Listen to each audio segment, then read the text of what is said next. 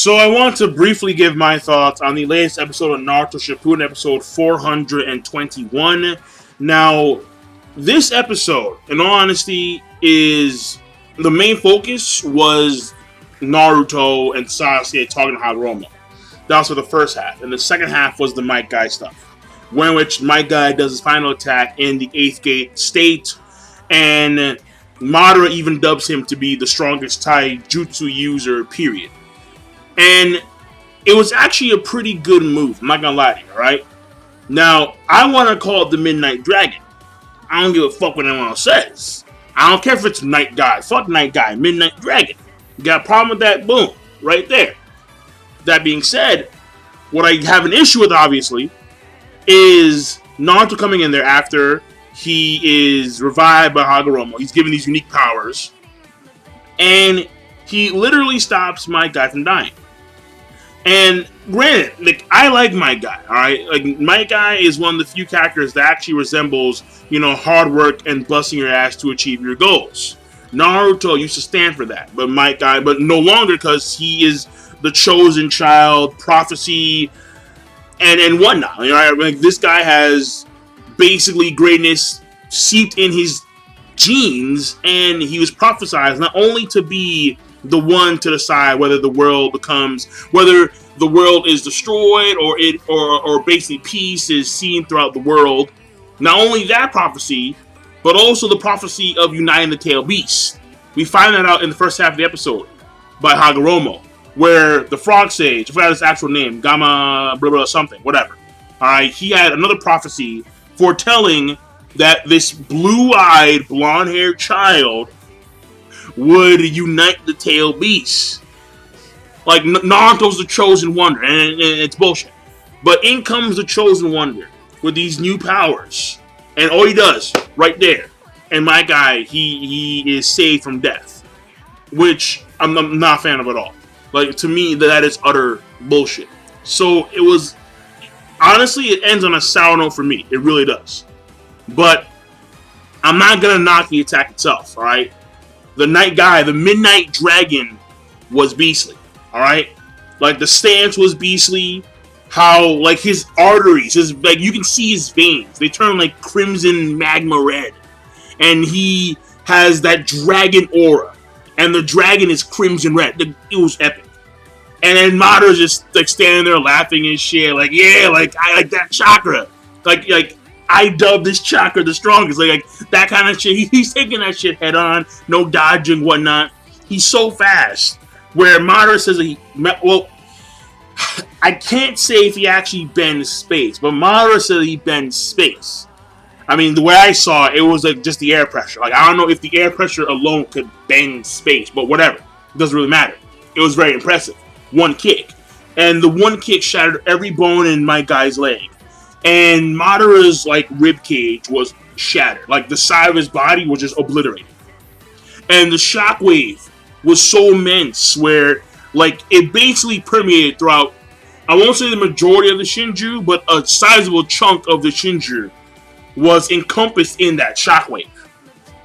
Like, that was a very, very impressive attack. So, for all those naysayers that want to say that Kakashi's better than my guy, you've lost your fucking minds, alright? You're not seeing straight, alright? You're too damn high. You're not on cloud 9 anymore. You're in cloud 15,000. You're in, like, deep space. You're fucking gone. You're not on planet Earth anymore. Alright? You can't say that Kakashi's stronger than my guy. Motherfucker, look what my guy did. Look how my guy did.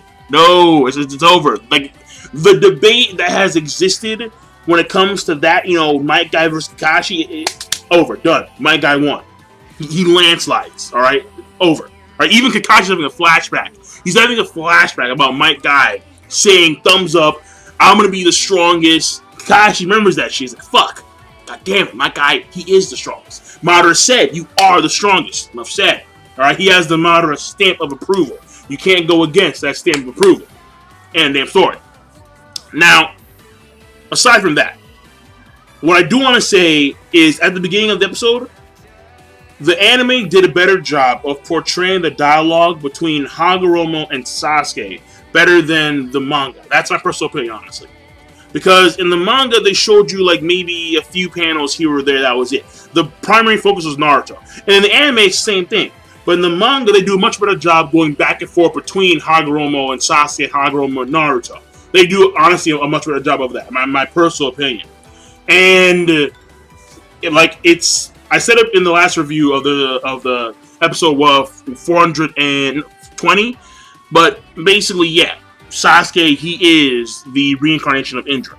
But for the most part, it's just very, very convenient that they have now attained the power to actually compete with someone like the Sage of Six Paths, Madara. And that being said, what's also very important episode is what they explain about the Infinite Tsukiyomi.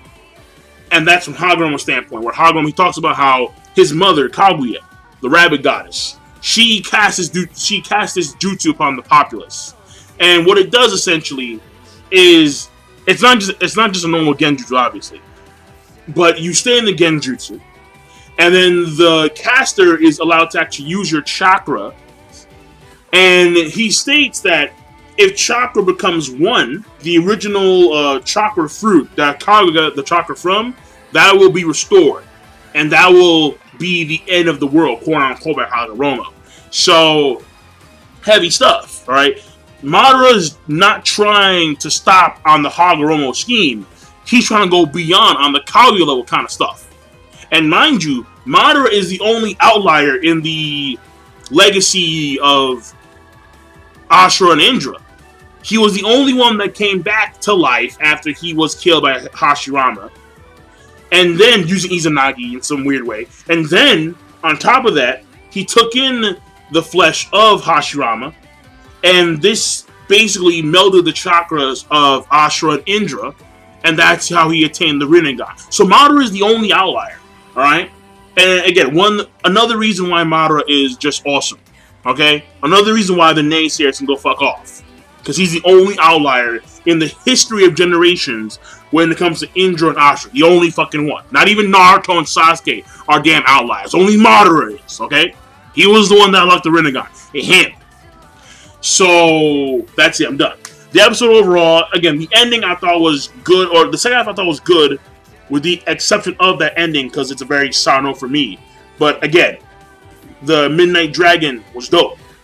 And beforehand, it was informative, but again, the whole prophecy bullshit with Naruto, honestly, it's frustrating and it gets very old very quick. So I'm done. King Lightning, rate the video, comment, subscribe as always. Peace. Have a nice goddamn day.